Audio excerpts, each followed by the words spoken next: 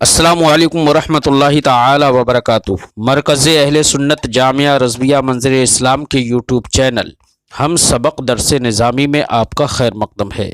پیارے بچوں، جنہوں نے اب تک ہمارے چینل کو سبسکرائب نہیں کیا ہے وہ ضرور سبسکرائب کر لیں اور بیل آئیکن یعنی گھنٹی بھی بجا دیں تاکہ ہر ویڈیو کی نوٹیفیکیشن اطلاع اپلوڈ کرتے ہی آپ تک پہنچ جائے، اور اپنے ساتھیوں سے بھی شیئر کریں، شیئر کرنا نہ بھولیں تاکہ ان کو بھی فائدہ حاصل کرنے کا موقع ملے، اور بات پسند آئے تو لائک بھی کیا کریں اور اپنے قلبی تأثر کو ضرور کمنٹ کر کے بتائیں۔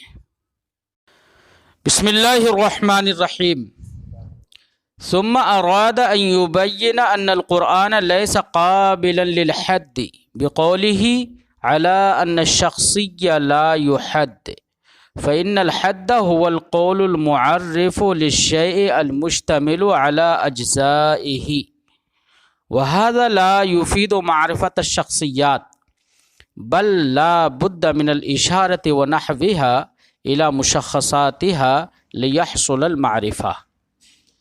آج کے اس سبق میں صاحب توضیح یہ بات بیان فرماتے ہیں کہ ما قبل میں بتایا تھا کہ قرآن کی جو تعریف کی گئی ہے وہ در حقیقت قرآن کی ماہیت کی تعریف نہیں ہے بلکہ قرآن کی تشخیص ہے، لہذا جب تعریف ہی نہیں ہے وہ تو دور لازم نہیں آئے گا، یہ ما قبل میں بتایا تھا۔ پھر یہ کہنا کہ تعریف دوری ہے، یہ کہنا صحیح نہیں ہے۔ مزید ترقی کرتے ہوئے فرماتے ہیں کہ اگر غور کیا جائے تو قرآن وہ شخصی ہے، اور شخصی جو چیز ہوتی ہے جو مشخص اور معین ہوتی ہے اس کی حد نہیں ہوتی ہے، کیونکہ حد ماہیت کی ہوتی ہے نہ کہ کسی فرد معین کی۔ بات سمجھ آئی؟ جب قرآن شخصی ہے تو اس کی حد نہیں ہوگی، لہذا یہ سوال کرنا ہی یا اعتراض کرنا ہی کہ تعریف دوری ہے یہ تو سرے سے خارج ہو جائے گا۔ فرماتے ہیں ثم اراد ان یبین ان القرآن لیس قابلا للحد، پھر مصنف نے چاہا کہ وہ یہ بیان کر دیں کہ قرآن لائق حد ہے ہی نہیں، قرآن کی حد ہی بیان نہیں کی جا سکتی۔ کیوں؟ علی ان الشخصی لا یحد، اس بنا پر کہ شخصی چیز کی حد نہیں بیان کی جاتی ہے۔ کیونکہ حد کہتے کسے ہیں؟ پہلے حد کو سمجھا جائے، حد کسے کہتے ہیں؟ تو فرماتے ہیں فإن الحد هو القول المعرف للشيء المشتمل على أجزائه، کیونکہ حد نام ہے ایسے قول کا، حد ایسے قول کو کہتے ہیں جو شے کی تعریف کرے۔ کون سی شے کی؟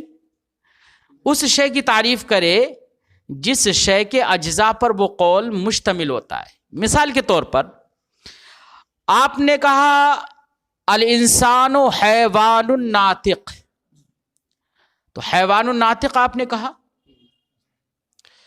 تو حیوان ناطق یہ انسان کی حد ہے، اور حیوان ناطق ایک قول ہے جو تعریف کر رہا ہے کس کی؟ انسان کی۔ تو انسان ایک شے ہے، تو حیوان ناطق قول معرف للشے ہو گیا۔ ساتھ ہی ساتھ آپ غور کریے کہ حیوان ناطق جو معرف ہے یہ مشتمل ہے حیوان اور ناطق دو جزوں پر، اور یہ دونوں جز انسان ہی کے تو ہیں، ماہیت انسان انہی سے تو مرکب ہے۔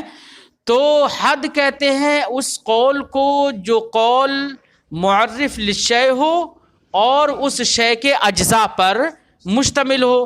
تو سمجھ میں آ گیا کہ حیوان ناطق جو ہے یہ معرف ہے انسان کے لیے، اور انسان کے اجزاء پر یہ مشتمل ہے، یعنی ذاتیات پر مشتمل ہے۔ تو صاف لفظوں میں خلاصہ یہ نکلا کہ حد کہتے ہیں اس قول کو جو شے کی تعریف کرے اور شے کے ذاتیات پر مشتمل ہو، یہ ہے حد۔ اب ہمیں دیکھنا یہ ہے کہ قرآن جب شخصی ہے تو اس کے اجزاء تو ہوں گے نہیں، جب اجزاء نہیں ہوں گے تو اس کی حد کیسے ہوگی؟ کیونکہ حد نام ہے اسی کا جو شے کی تعریف کرے اور اس کے اجزاء پر مشتمل ہو. اجزاء پر استعمال بھی ضروری ہے اس کے لیے، حد کے لیے. تو اب ایسی صورت میں جب قرآن شخصی ہو گیا، اس کے اجزاء ہی نہیں ہیں، تو اب ایسی صورت میں اس کی تعریف اور یا حد ہوگی؟ نہیں ہوگی. اس کا مطلب یہ کہ قرآن لائق حد ہی نہیں ہے، قابل حد ہی نہیں ہے. جب قابل حد نہیں ہے تو پھر یہ کہنا کہ یہ تعریف دوری ہے، دور کا تو سوال تب اٹھتا جبکہ وہ لائق حد بھی تو ہوتا پہلے. بات سمجھ میں آئی؟ فرماتے ہیں وَهَذَا لَا يُفِيدُ مَعْرِفَةَ الشَّخْصِيَّاتِ. حد جو ہے یہ شخصیات کی معرفت کا افادہ نہیں کرتی ہے، کیونکہ حد مشتمل ہوتی ہے اجزاء پر اور شخصیات کے اجزاء ہوتے نہیں ہیں. بل لا بد من الاشارہ، اگر شخصیات کی معرفت کرائی جائے تو حد کے ذریعے سے نہیں ہوگی بلکہ اشارے کے ذریعے سے ہو جائے گی. مثلا زید ہے، زید کی اگر کوئی تعریف کرے، کوئی معرفت کرے تو زیادہ سے زیادہ یہ کہہ دے گا کہ اشارہ کر دے گا کہ یہ ہے زید. بھائی بہت سارے لوگ ہیں تو اشارہ کر کے بتا دے گا یہ ہے ضیاء الرحمن، یہ ہے وسیم. اب ان کی تعریف تھوڑی کی جائے گی کہ وہ ہے ضیاء الرحمن، وہ ہے جو آنکھ اور بھوں اور منہ اور ناک سے مرکب ہے. ارے یہ تو سبھی میں پائی جاتی ہے بھائی، ہے نا. اشارہ کرنا پڑے گا کہ یہ ہے، تو لائق اشارہ کوئی چیز ہے تو اشارہ کرنا پڑے گا. اور اگر کوئی مفہوم ہے تو اس مفہوم کو بتانا پڑے گا، پڑھ کے سنانا پڑے گا. یہی تو ہوگا نا. تو شخصیات کی معرفت ان چیزوں سے ہوتی ہے، حد سے نہیں ہوتی ہے. تو حد یہ شخصیات کی معرفت کا افادہ نہیں کرتی. بل لا بد من الاشارہ، بلکہ اشارہ ضروری ہے، اور ونحوها یا اس کے علاوہ دوسرے کسی اور طریقے سے، جیسے کہ شروع سے آخر تک پڑھ دیا جائے، ہے نا. الی مشخصاتها، اشارہ کر دیا جائے ان کے مشخصات کی طرف کہ یہ ہے مشخص، تو تعریف ہو جائے گی اس سے. لیحصل المعرفہ، تاکہ معرفت حاصل ہو جائے. اب جب اتنی بات سمجھ میں آ گئی تو صاحب شرح اب آگے اسی بات کو مزید واضح کرتے ہیں، اور صاحب شرح کے قول پر علی ان الشخص لا یحد پر ایک اعتراض وارد ہوتا ہے، تو صاحب شرح اس اعتراض کا دفاع کرتے ہیں آگے کی عبارت میں. فرماتے ہیں اذا عرفت ذالک، جب یہ بات آپ نے سمجھ لی کہ قرآن شخصی ہے، اس کی حد بیان نہیں کی جا سکتی، تو بات تو واضح ہو گئی. لیکن فرماتے ہیں فعلم، تو آگے آپ یہ جان لیجئے ان القرآن لما نزل به جبریل علیہ السلام فقد وجد مشخصا. کوئی اعتراض یہ کر سکتا ہے کہ جناب آپ نے کہا قرآن شخصی ہے، تو قرآن سے آپ کی مراد ہے کیا یہاں پر کہ قرآن شخصی ہے؟ قرآن وہ ہے، وہ بھی ہے جسے حضرت جبریل علیہ السلام لے کر نازل ہوئے تھے. لسان جبریل پر جو پڑھا گیا تھا، نبی کریم صلی اللہ علیہ وسلم کو جس زبان سے سرکار نے سنا تھا، وہ بھی قرآن ہے. تو وہ تو یار مشخص ہوگا نا. جبریل علیہ السلام کی زبان پر جو کلمات جاری تھے، جو قرآن جاری تھا، وہ قرآن اگر مراد لیا جائے قرآن سے، تب تو وہ مشخص اور معین ہے کہ بھی یعنی وہ قرآن جو منسوب الی لسان جبریل ہے، یا وہ قرآن جو جاری علی لسان جبریل ہے، وہ تو معین و مشخص ہے. وہ تو کبھی کہیں پر کوئی تغیر اس میں نہیں ہے. لیکن ایک قرآن کا معنی یہ بھی ہوتا ہے کہ جو ترکیب مخصوص آپ دیکھ رہے ہیں، سورہ الحمدللہ سے لے کر سورہ ناس تک جو ایک خاص ترکیب ہے، یہ خاص ترکیب آپ دیکھ رہے ہیں، اس کو منسوب الی جبریل نہ مان کر صرف اتنا مانا جائے کہ یہ مخصوص ترکیب ہے، چاہے اس کو زید پڑھے، چاہے لسان زید پر جاری ہو، چاہے لسان عمر پر جاری ہو، چاہے وسیم کی زبان پر جاری ہو، کسی کی زبان پر جاری ہو، اس سے قطع نظر کرتے ہوئے، یا قطع نظر نہیں، اس کو دیکھتے ہوئے، لسان جبریل پر جاری ہو، اس سے قطع نظر کرتے ہوئے دیکھا جائے اسے، تو یہ تو مشخص اور معین نہیں ہے. یہ تو دنیا کا کوئی بھی انسان پڑھ سکتا ہے. تو اس معنی اگر قرآن کو دیکھا جائے تو اس معنی اگر تو قرآن شخصی نہیں ہے. جبکہ ہمارے عرف میں قرآن بولتے کسے ہیں، اس کی طرف تو لوگوں کا ذہن ہی نہیں جاتا ہے کہ لسان جبریل پر یہ جاری تھا. ہمارا ذہن عرف میں جاتا کس کی طرف ہے؟ جو ہمارے عرف میں ترکیب مخصوص ہے، کلمات مخصوصہ ہیں جن میں خاص ترکیب ہے، اسی کی طرف تو ذہن جاتا ہے۔ جب اس کی طرف ذہن جاتا ہے تو ایسی صورت میں حق یہی ہے کہ قرآن بولا جاتا ہے اور مراد یہی لیا جاتا ہے ترکیب مخصوص، چاہے اسے زید پڑھے، چاہے عمرو پڑھے، چاہے بکر پڑھے، کوئی بھی پڑھے۔ جب کوئی بھی پڑھے تو یہ مخصوص کہاں، یہ شخصی کہاں ہوا، یہ شخصی کہاں ہوا؟ پھر صاحب کتاب کا یہ کہنا کہ قرآن الا ان الشخصی لا یحد، یہ کہنا تو بیکار ہو جائے گا۔ بات سمجھائی؟ اور یہی حق ہے، یہ کوئی اعتراض کر سکتا ہے؟ تو پھر صاحب شرح اس کا جواب دیتے ہیں کہ پھر ہمارا یہ قول الا ان الشخصی لا یحد کا کیا معنی ہوگا؟ پھر اس کی دو تعویلیں بیان کرتے ہیں۔ فرماتے ہیں اذا عرفت ذالک، جب یہ بات آپ نے سمجھ لی، فعلم، تو آپ جان لیجئے، ان القرآن لما نزل به جبریل علیہ السلام، قرآن جب لے کر حضرت جبریل علیہ السلام نازل ہوئے، فقد وجد مشخصا، تو وقت نزول وہ مشخص پایا گیا۔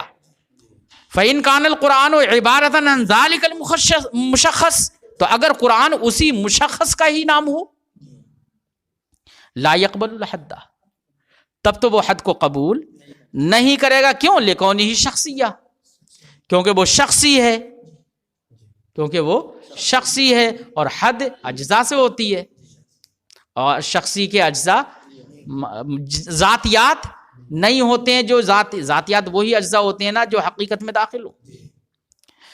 وَإِن لَمْ يَكُنْ عِبَارَةً عَنْ ذَلِكَ الْمُشَخَّص، اور اگر قرآن اس مشخص کا نام نہ ہو جس کو جبریل لے کر آئے، بل القرآن هذه الکلمات المرکبہ، بلکہ قرآن نام ہو ان کلمات مرکبہ کا جو ایک خاص ترکیب سے مرکب ہے، سواء یقرأہ جبریل علیہ السلام، خواہ اسے جبریل علیہ السلام پڑھے اب بعد میں، اور زید یا زید پڑھے، عمرو پڑھے، یا دنیا کا کوئی بھی فرد پڑھے، اگر یہ قرآن ہو ہے، صاحب شرح فرماتے علی ان الحق ھذا، ساتھ ہی ساتھ یہ بھی جان لیجئے کہ حق یہی ہے، ہمارے عرف میں قرآن اسی کو ہی کہتے ہیں۔ تو اب اس معنی کر قرآن شخصی نہیں ہوا، تو صاحب کتاب کا کہنا الا ان الشخصی لا یحد بیکار ہو گیا نا۔ اب بیکار ہو گیا تو اس کے سدھار کی تو کوئی ضرورت ہے، کوئی نہ کوئی صورت نکالی جائے گی نا، تو صاحب شرح اس کے سدھار کی صورت نکالتے ہیں۔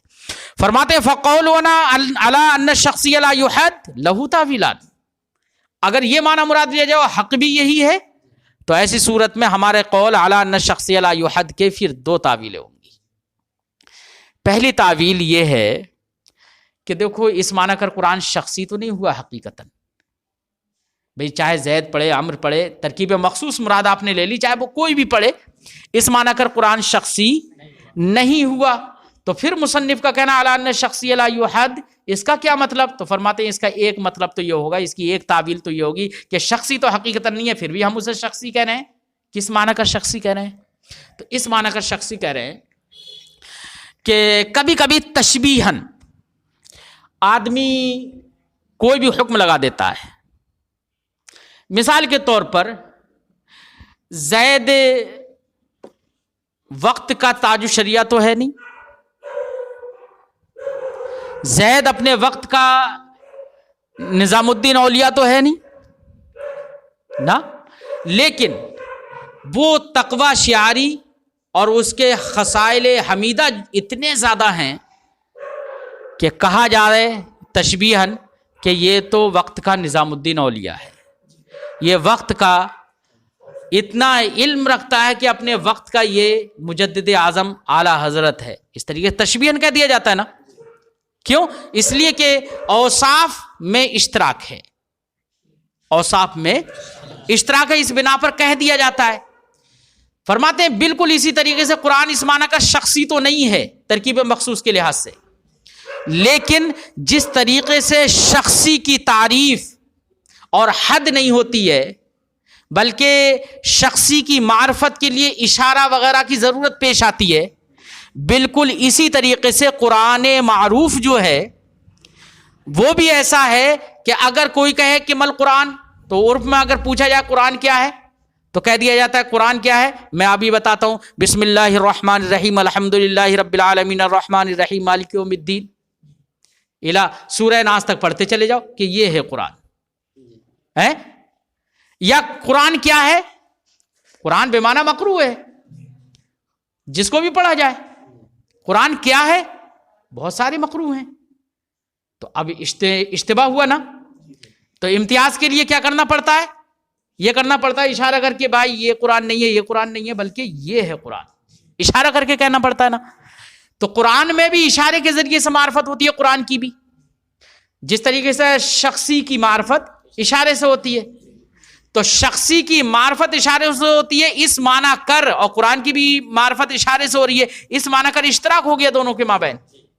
اس اشتراک کی بنا پر ہم نے کہہ دیا کہ قرآن علی ان القرآن شخصی، علی ان الشخصی لا یحد، قرآن شخصی ہے اور شخصی کی تعریف نہیں ہوتی ہے۔ تو تشبیہاً اس کو ہم نے شخصی کہہ دیا ہے، گویا کہ شخصی کی تعریف نہیں ہوتی ہے، حد نہیں ہوتی ہے، اس کو ہم نے دلیل بنا دیا اس بات پر کہ قرآن کی بھی حد نہیں ہوگی۔ بات سمجھ میں آئی؟ ایک تو تعویل یہ ہے، دوسری تعویل یہ ہے کہ بھائی جب قرآن کی معرفت اشارے ہی سے ہو رہی ہے، اس کی حد نہیں ہو رہی ہے، تو پھر ہم کو یہ اختیار ہے کہ ہم جو چاہیں اپنی اصطلاح بنائیں۔ ہماری اصطلاح میں شخصی یہی ہے، قرآن بھی اس میں داخل ہے۔ کیا؟ جب قرآن کا معاملہ شخصی جیسا ہی ہے کہ اس کی بھی معرفت ویسے ہی ہو رہی ہے جیسے کہ شخصی کی معرفت ہوتی ہے، تو ہم نے اصطلاح بنا لی کہ شخصی ہم ہر اس کو کہیں گے جس کی معرفت اشارے سے ہوتی ہو۔ تو یہ ہماری اصطلاح ہے، اس میں کیا مذائقہ ہے؟ ایک دوسری تعویل یہ ہوگی۔ بات سمجھ میں آ گئی نا؟ فرماتے ہیں فقولنا، تو ہمارا کہنا علی ان الشخصی لا یحد، علی ان الشخصی لا یحد کا کی دو تعویلیں ہوں گی، لہو تعویلان، اس کی دو تعویلیں ہوں گی۔ احدہما، پہلی تعویل تو یہ ہے ان لا نعنی ان القرآن شخصی، ہماری یہ مراد نہیں ہے کہ قرآن حقیقتاً شخصی ہی ہے، یہ مراد نہیں ہے۔ لا یقبل الحد، کہ وہ حد کو قبول نہیں کرے، ہے نا، بل فکون الشخصی، تو شخصی کا، اچھا بل عنینا، بلکہ ہماری مراد ہے ان القرآن لما کان هو الکلام المرکب ترکیبا خاصہ، قرآن جب ایسا کلام ہے جو ایک خاص ترکیب سے مرکب ہے، فإنه لا يقبل الحد، تو وہ بھی حد کو چونکہ قبول نہیں کرتا ہے، کما ان الشخصی لا يقبل الحد، جیسے کہ شخصی حد کو، تو شخصی حد کو قبول نہیں کرتا، ایسے ہی قرآن بھی حد کو قبول نہیں کر رہا ہے۔ تو اس معنی کر اشتراک ہو گیا، ہے نا۔ اس اشتراک کی بنا پر، اس وصف میں شرکت کی بنا پر ہم نے حکم لگا دیا کہ وہ شخصی ہے، تو گویا کہ شخصی کا حد قبول نہ کرنے کو دلیل بنا دیا اس بات پر کہ قرآن بھی حد کو قبول نہیں کرے گا۔ فرماتے ہیں فکون الشخصی لا یحد، تو شخصی کا لا یحد ہونا جعل دلیلا، دلیل بنا دیا گیا ہے اس بات پر ان القرآن لا یحد، کہ قرآن کی بھی حد نہیں ہوگی۔ کیوں یہ حکم لگا کیوں دیا؟ اشتراک کیا ہے، وجہ مناسبت کیا ہے دونوں کے درمیان؟ اذ معرفت کل منہما موقوفۃ علی الاشارہ، کیونکہ دونوں میں سے ہر ایک کی معرفت اشارے پر موقوف ہے۔ اما معرفت الشخصی، رہا شخصی کی معرفت اشارے پر، فظاہرۃ، جو حقیقتاً شخصی ہے اس کی معرفت اشارے پر ہے، یہ بالکل ظاہر ہے جیسے ہم نے اس سے پہلے بتایا۔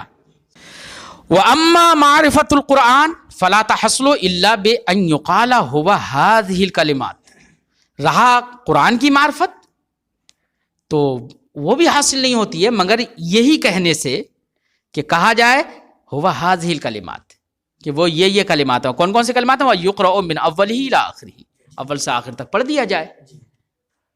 وثانی ہما، اور دوسری تعویل کیا ہوگی؟ ایک دوسری تعویل یہ ہے کہ یہ تو ہماری اپنی اصطلاح ہے اور ہر آدمی کو اختیار ہے کہ وہ اپنی جو چاہے اصطلاح بنائے، اور ہم نے بلا وجہ میں اصطلاح بھی نہیں بنائی ہے۔ ہم یہ مانتے ہیں کہ قرآن شخصی نہیں ہے عرفی اعتبار سے، عرف میں جسے قرآن کہتے ہیں وہ شخصی نہیں ہے، لیکن چونکہ اس کی معرفت ویسی ہی ہوتی ہے جیسے کہ شخصی کی ہوتی ہے، تو ہم نے شخصی جو اصطلاح اگرچہ دوسری ہے لیکن ہماری اپنی اصطلاح یہ ہے کہ شخصی ہر وہ چیز ہے جس کی معرفت ایسے ایسے ہو، اس معنی کر ہمارے نزدیک قرآن بھی شخصی ہے، یہ ہماری اپنی اصطلاح ہے۔ کس کو کیا اس میں پڑی ہے کہ وہ ہماری اصطلاح میں دخل دے، جو چاہے اصطلاح بنائے۔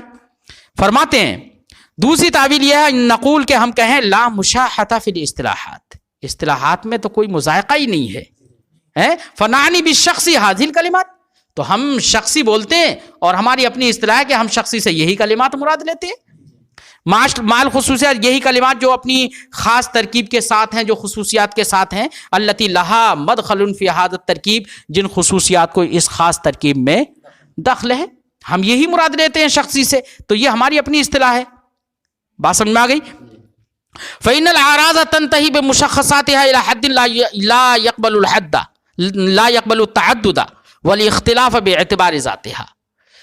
فرماتے ہیں، ایک مثال دے کے بتاتے ہیں کہ دیکھیے کوئی بھی بہت سارے اعراض ہوتے ہیں، اعراض ہی میں غور کر لیجئے، بہت سارے اعراض ہوتے ہیں. وہ اعراض کبھی کبھی اس حد کو پہنچ جاتے ہیں کہ حد کو پہنچنے کے بعد ایسی حد کو پہنچ جاتے ہیں کہ وہ تعدد اور اختلاف کو قبول نہیں کرتے، اگر اپنی ذات کے اعتبار سے تعدد کو قبول نہیں کرتے.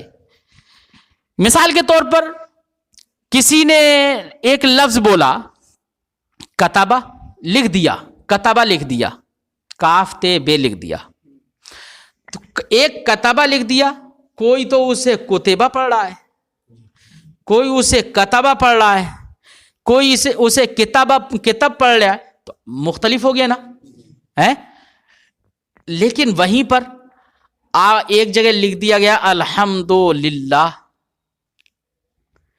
تو اگرچہ احتمالات پڑھنے والوں کے احتمالات تو بہت سارے ہیں، کوئی کچھ بھی پڑھے، لیکن یہ دیکھا گیا ہے اور اس پر جزم ہے کہ الحمدللہ دنیا کے کسی بھی کونے میں بھی پڑھا جائے، پڑھا ایسا ہی جائے گا. اس میں تغیر و تبدیلی اور اس میں کوئی اختلاف نہیں ہوگا. ایسی کوئی بھی قصیدہ لے لو یار، اعلیٰ حضرت کا قصیدہ لے لو، اعلیٰ حضرت کا کوئی شعر، کوئی پڑھتا ہے غم زدہ کا ساتھ ہو، کوئی پڑھتا ہے غم زدہ کا ساتھ ہو، کوئی پڑھتا ہے غم زبا کا ساتھ ہو. اپنے اپنے لحاظ سے تغیر ہو گیا نا، یہ اختلاف ہو گیا نا. لیکن اگر تحقیق سے متعین ہو جائے کہ اس کا معنی یہی ہے اور وہ مشہور ہو جائے، تو پھر تو ہر آدمی پڑھے گا کہ غمزدہ ہی پڑھے گا، اسے ہر آدمی پڑھے گا غمزدہ ہی. پھر اب بعد میں کوئی تغیر اختلاف اس میں ہوگا نہیں. تو اعراض بھی کبھی کبھی جب اشتہار ہو جاتا ہے بہت زیادہ، تو کوئی بھی عرض، کوئی بھی چیز اس حد کو پہنچ جاتی ہے کہ پھر ہر آدمی جب بھی پڑھے گا تو اس کو ویسے ہی پڑھے گا، اس میں کوئی تغیر، اس کے ذات کے اعتبار سے کوئی اختلاف اس میں نہیں ہوگا. امرؤ القیس نے کوئی بہت سارے قصیدے لکھے. ایک قصیدہ اس کا قصیدہ معلقہ جو آپ نے سب معلقہ کہ میں پہلا قصیدہ پڑھا ہوا، قفا نب کے من ذکر حبیب و منزلی بسقط اللوا بین الدخول فحوملی، ہے نا. تو اب وہ قصیدہ اتنا مشہور ہو گیا، ویسے تو پڑھنے کو تو کوئی کتنا کچھ بھی پڑھے، لیکن اب وہ اتنا مشہور ہو گیا ہے کہ دنیا میں ہر آدمی کوئی بھی ہے تو قفا تسنیہ کے ساتھ ہی پڑھتا ہے، اس میں تغیر اب نہیں کرتا، تبدیلی نہیں ہوتی ہے نا. تو اگرچہ دیکھو قصیدہ اگر دیکھا جائے تو اپنی ذات کے اعتبار سے وہ شخصی تو نہیں ہے، یا ہے شخصی نہیں ہے، اسے تو کوئی بھی پڑھ رہا ہے دنیا میں، لیکن اس لحاظ سے دیکھا جائے کہ اس میں جو بھی پڑھ رہا ہے پڑھ ویسا ہی رہا ہے، اس میں اس کی ذات کے اعتبار سے کوئی تغیر اور اختلاف نہیں ہو رہا ہے. اس معنی کر دیکھا جائے تو شخصی کا مفہوم آ گیا اس میں. اسی طریقے سے قرآن پاک ہے، جو بھی پڑھ رہا ہے دنیا کی کسی بھی کونے میں، زید پڑھے، عمر پڑھے، بکر پڑھے، کوئی بھی پڑھے، کوئی تغیر نہیں ہو رہا ہے، کچھ اختلاف نہیں ہو رہا ہے. جب اختلاف نہیں ہو رہا ہے، سب یکساں ہی پڑھ رہے ہیں، اس معنی کر شخصی تو ہے وہ ہے. تو ہمارے شخصی سے مراد وہ ہے کہ جس کی معرفت ایسے ہو، لہذا یہ ہماری اپنی اصطلاح ہے. تو اب ہم نے اپنی اصطلاح کی بنا پر کہہ دیا کہ قرآن شخصی ہے اور شخصی کی حد نہیں ہوتی ہے. فرماتے ہیں فَإِنَّ الْأَعْرَاضَ تَنْتَهِي بِمُشَخَّصَاتِهَا إِلَى حَدٍّ، کیونکہ اعراض منتہی ہو جاتے ہیں، پہنچ جاتے ہیں مشخصات کے واسطے سے اس ایسی حد کو کہ اس میں ذات کے اعتبار سے تعدد نہیں ہو پاتا ہے، ذات کے اعتبار سے تعدد نہیں ہوتا ہے. فرماتے فإن الأعراض تنتهي بمشخصات إلى حد لا يقبل التعدد والاختلاف، کہ اعراض اپنے مشخصات کے واسطے سے اس حد کو پہنچ جاتے ہیں کہ وہ تعدد اور اختلاف کو قبول نہیں کرتے بے اعتبار ذاتها، اپنی ذات کے اعتبار سے. ہاں ان میں تعدد اور اختلاف جو ہوتا ہے وہ صرف محل کے اعتبار سے ہوتا ہے کہ زید اگر اسی کو پڑھ رہا ہے تو کہا جاتا ہے کہ یہ مقروء زید ہے، बकर पढ़ रहा है तो कहा जाता है ये मकरूए बकर है ना, फुला पढ़ रहा है तो मकरूए फुला है। तो जो पढ़ रहा है उस महल के एतबार से तो इख्तिलाफ हो जाता है, लेकिन जो मकरू है वो तो जो भी पढ़ रहा है वो हमेशा हर जगह पर एक सा है, उसमें अपनी जात के एतबार से ताद्दुद नहीं है, महल के एतबार से ताद्दुद है सिर्फ। फरमाते हैं तो अपनी जात के एतबार से वो ताद्दुद इख्तिलाफ को कबूल नहीं करता, बल बेएतिबार महल्लिहा, बल्कि अपने महल के एतबार से सिर्फ ताद्दुद होता है वहां। जैसे कि कसीदा मुअय्यना है कोई भी, ला युमकिनु ताद्दुद हुआ, उसका ताद्दुद मुमकिन नहीं, इल्ला बिहस्ब महल्लिहा, मगर उस महल के एतबार से उसके महल मुख्तलिफ हो सकते हैं। बेअन यक़राहा ज़ैद, बेइन तौर के उसको ज़ैद पढ़ता है और अम्र या अम्र पढ़ता है तो महल अलग अलग हो गए, तो वो मकरूए ज़ैद हो गया, वो मकरूए अम्र हो गया। फ़अनैना बिशख़्सी हाज़ा, तो हमारी शख्सी से मुराद यही है कि जो अपने ज़ात के एतबार से ताअद्दुद कबूल ना करे बल्कि अपने महल के एतबार से कबूल करे, हमारी शख्सी से यही मुराद है। और कुरान ऐसा ही है, लिहाजा हमने कह दिया कि शख्सी हद को कबूल नहीं करेगा जब कुरान इस माना कर शख्सी हो गया। यह हमारी अपनी इस्तिलाह है। वह शख्सी बिहादल माना ला यक़बलुल हद, और शख्सी इस माना कर हद को कबूल नहीं करता है। फ़इन्नहु इज़ा सुइला अनिल कुरान, क्योंकि जब पूछा जाए कि कुरान क्या है, कुरान के बारे में सवाल किया जाए कुरान क्या है, फ़इन्नहु ला युअरफ़ु असला, तो उसकी तारीफ ला युअर्रफ़ु असला, तो उसकी तारीफ नहीं की जाएगी बिल्कुल भी, इल्ला बिअन युक़ाल, मगर इस तौर से कि ये कहा जाएगा हुवा हाज़ा तरकीबुल मख़सूस, कुरान ये खास तरकीब है। कौन सी खास तरकीब? या तो इशारा करके दिखा दे किताब की तरफ, या इशारा करके ना दिखाए, इशारे करने के लिए वहां पर नहीं हो कोई नुस्खा आपके पास, तो आप शुरू से लेकर आखिर तक पढ़ दें या कुछ भी पढ़ दें, है ना, ताकि आदमी समझ जाए। फरमाते हैं मगर ये कि ये कहा जाए हुवा हाज़ा तरकीबुल मख़सूस, वो ये मखसूस तरकीब है, फ़युक़रअ मिन अव्वलिही इला आखिरिही, तो अव्वल से उसको आखिर तक पढ़ दिया जाएगा। फ़इन्ना मारिफ़तहु ला युमकिनु इल्ला बिहाज़ा तरीक़, क्योंकि कुरान की मार्फत मुमकिन नहीं है मगर इसी तरीके से, और शख्सी की मार्फत ऐसी होती है, इस माना कर हमने कुरान को शख्सी कह दिया। वक़द अर्रफ़ इब्नुल हाजिब अल कुरान, अल्लामा इब्न हाजिब ने तो इससे पहले कहा था ना कि आपने जो कुरान की तारीफ की है वो दोहरी है, यही तो कहा था ना।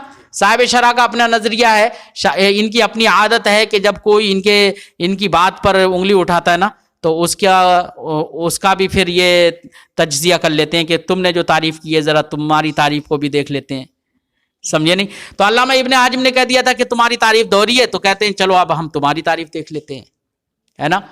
तो फरमाते हैं दो अल्लामा इब्न हाजिम ने कुरान की तारीफ की है और उन्होंने कहा है अल कुरान हुवल कलामुल मुनज़्ज़लु लिल इजाज़ बिसूरतिन मिन, कुरान उस कलाम को कलाम मुनज़्ज़ल को कहते हैं जो अपनी एक सूरत की बिना पर, एक ही टुकड़े की बिना पर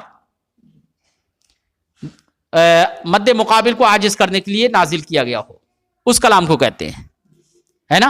कुरान पाक ने तमाम बुलगा और फुसहाए अरब को आजिज कर दिया ना, एक एक मतलब एक सूरत भी नहीं ला सके उसकी जैसी।